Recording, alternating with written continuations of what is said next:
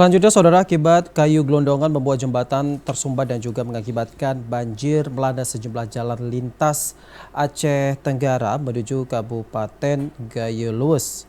Hal ini membuat sejumlah pengendara tidak bisa melintas, bahkan sempat lumpuh total beberapa jam. Hujan deras dengan intensitas tinggi di Kabupaten Aceh Tenggara menyebabkan banjir disertai lumpur serta membuat kayu gelondongan menutup badan jalan lintas Aceh Tenggara menuju Kabupaten Gayo Luwes. Dampak dari peristiwa ini, saudara, mengakibatkan jembatan di Desa Bukit Baru, Kecamatan Ketambi tersumbat oleh material kayu gelondongan dan batu-batuan serta membuat sejumlah pengendara tidak dapat melintas.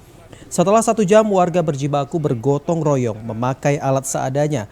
Akhirnya aliran jembatan tersebut kembali normal dan juga kendaraan roda 4 dan juga roda 2 dapat kembali melintas.